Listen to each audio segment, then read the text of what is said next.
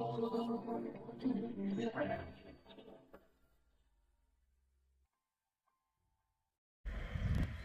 మనం మొలకపల్లి గ్రామంలో శౌర్య అన్న వెరైటీ బెండ ఇచ్చామండి ఫార్మర్కి. ఫార్మర్ ఇప్పుడు ఫీల్డ్ చూడడానికి వచ్చాము. ఈ చెప్పండి అండి, ఇప్పుడు ఈ శౌర్య వేశారు కదా, మీకు ఎలా ఉన్నది ఏంటి? చాలా బాగుంది సార్. నేను గత 4 సంవత్సరాల నుంచి బెండ సాగు చేస్తాను. నేను 4-5 రకాలు సాగు చేసిన ఇప్పటికీ. నేను సాగు చేసిన వాటికంటే నాకు చాలా బెస్ట్ అనిపిస్తుంది శౌర్య. దేనిలో బెస్ట్ అంటే నాకు ఎదుగుదల తక్కువ ఉంది. ఓకే. ఈ దగ్గర ఈ కాపు రావటం దగ్గర కాపు బాగుంది. ప్లస్ ఇంకొకటి, ఈ ఒక్క చెట్టుకి కింద నుంచి కనుపు 4 ప్లాంట్లు. ఈ 4 ప్లాంట్లకి 4 కాయలు, ప్లస్ ఈ మెయిన్ కాండానికి ఒక చెట్టుకు 5 కాయలు తెంపుకోగలుగుతాను. ఈ చలికాలంలో నేను అక్టోబర్ నెలలో వేసి ఈ చలికాలంలో దీన్ని నేను ఇంట్రెస్ట్తో చేసిన కాబట్టి, సరే నాకు గొప్పతనం అని చెప్తలేనండి, చేసే వాళ్ళకి ఇంట్రెస్ట్ ఉంటే చలికాలంలో బెండ పండియాలంటే. కోతలు కోసారండి? ఇప్పటికీ 10 కోతలు కోసాను. ఎంత వచ్చింది ఈల్డింగ్? ఫస్ట్ కటింగు ఒక 10 కేజీలు వచ్చిందండి.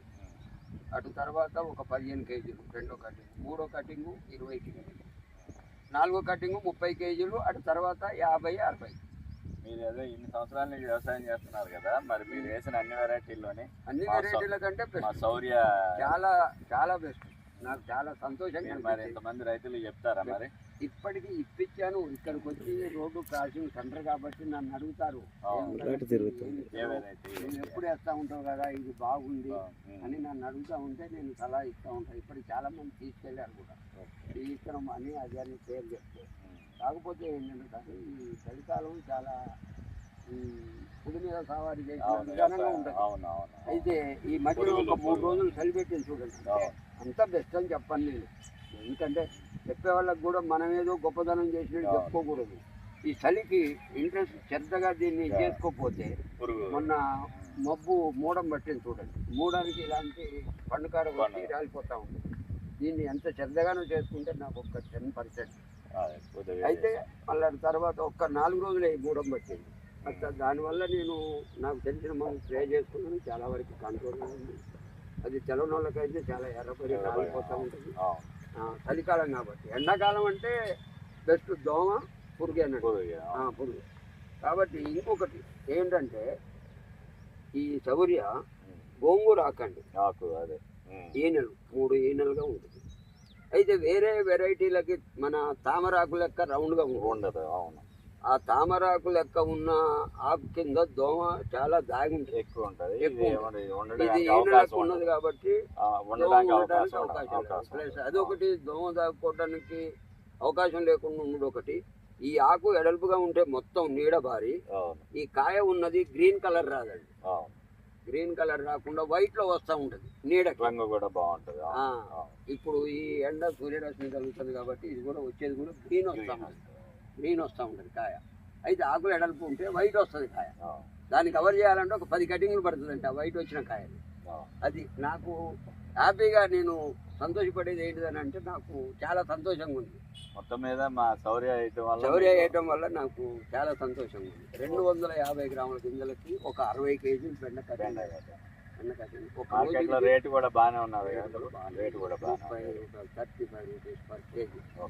నైట్ రాత్రి వెళ్ళాలి. ఈ ఇంత మటుకు శౌర్య 250 గ్రాముల గింజల వరకు ఒక 60 కేజీ.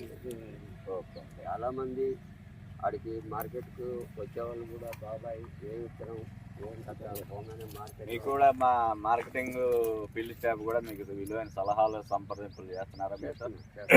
ఉన్నారుగా ఇప్పుడు చాలామంది ఇప్పటి వరకు మార్కెట్లో, బాబాయ్ నువ్వు ఏం చేసావు, ఎట్లా చేసావు, బాగుంది, 6 బెడ్లు ఉంటే 10 బస్తాలు ఉన్నాయంటే దాంట్లో ఈ బస్తా కుట్టేయండి బాబు మనకు కావాలి అనేటట్టు ఉన్నది అన్నట్టు శౌర్య మార్కెట్లో. మాకేంటంటే మెయిన్ మేము మీకు విత్తనాలు ఇవ్వటమే కదండి, మీకు విత్తనం ఇచ్చిన దగ్గర నుంచి పంట చేతికి వచ్చి అది ఆఖరి దశ వరకు కూడా మేము, మా కంపెనీ మార్కెటింగ్ స్టాఫ్, మా కంపెనీ మేనేజ్మెంట్ మీకు అన్ని విధాల సలహాలు సంప్రదింపులు చేస్తా, అన్ని రకాలుగాను రైతుకి తోడ్పాటు అందిస్తూ ఉంటామండి మేము. కాబట్టి మీరు మీరు ఎప్పుడు వ్యవసాయం చేసినా కావేరి విత్తనాలు, మీరు పత్తి వేసినా, మొక్కజొన్న వేసినా, లేకపోతే మిరప వేసినా, వరి వేసినా అన్ని రకాల విత్తనాలు మన దగ్గర ఉంటాయి. మీతో పాటు మీ చుట్టుపక్కల ఉన్న రైతులందరికీ కూడా కావేరి విత్తనాలే వాడండి అని చెప్పండి. నమస్తే అండి, థ్యాంక్ యూ.